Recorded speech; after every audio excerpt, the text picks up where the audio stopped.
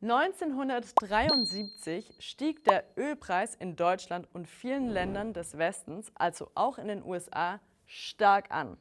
Man sagt auch, der Ölpreis schoss in die Höhe. Warum?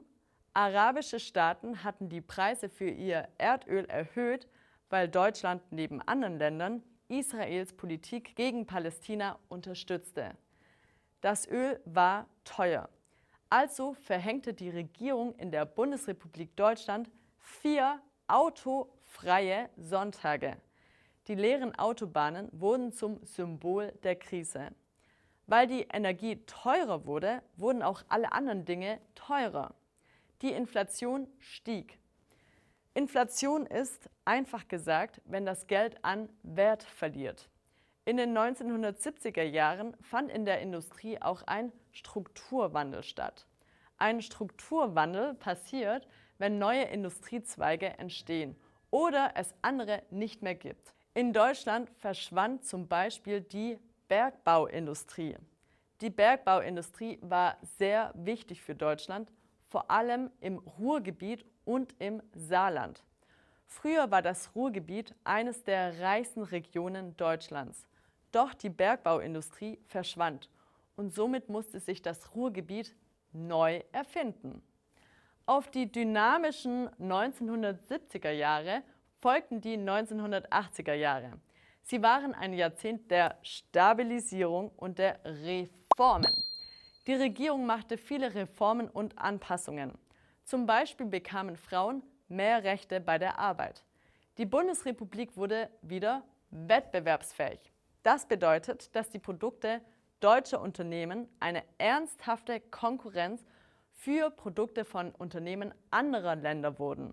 Besonders die Automobilindustrie und die Maschinenbauindustrie machten viele technische Fortschritte in dieser Zeit. In den 1990er Jahren kam es zur Wiedervereinigung von Deutschland. Deutschland war von 1945 bis 1990 geteilt. Die DDR war der kleinere, die Bundesrepublik der größere Teil. Das erkläre ich auch in diesem Video. Wirtschaft ist, sehr einfach gesagt, alles, was mit Arbeit, Produktion und Geld zu tun hat. In den 1990er Jahren musste die Wirtschaft der DDR in die Wirtschaft der Bundesrepublik integriert werden. Denn es gab große Unterschiede zwischen Ostdeutschland und Westdeutschland. Die DDR hatte zum Beispiel eine kommunistische Planwirtschaft.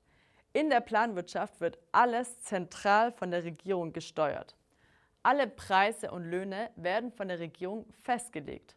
Nach diesem Plan der Regierung muss sich die Wirtschaft richten. Die Bundesrepublik hatte und hat bis heute eine freie Marktwirtschaft, auch soziale Marktwirtschaft genannt. Das bedeutet, dass der Staat dann in die Wirtschaft eingreift, wenn es unfair wird. Ansonsten gilt, das Angebot richtet sich nach der Nachfrage.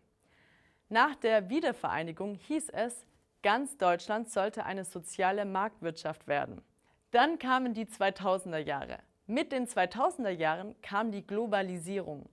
Unter Globalisierung verstehen wir, dass die Welt seit dem Ende des Zweiten Weltkrieges in Bereichen wie Wirtschaft, Politik, Kultur und Umwelt immer vernetzter wird. Das betrifft einzelne Menschen, Organisationen und ganze Staaten. Dank der Globalisierung kann ich heute mit euch allen in der ganzen Welt sprechen.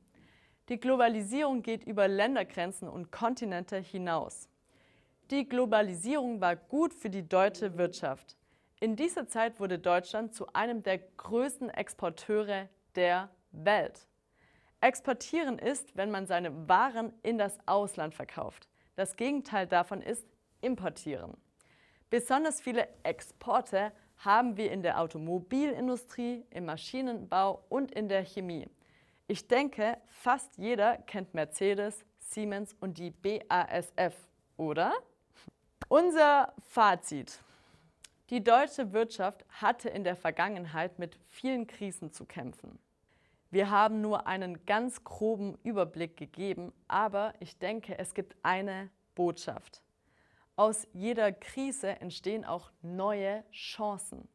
Zu einem wirtschaftlichen Erfolg gehören viele Faktoren, positive wie auch negative. Wichtig ist es, immer offen für neue Innovationen zu sein. Man muss fleißig sein. Man muss beharrlich sein.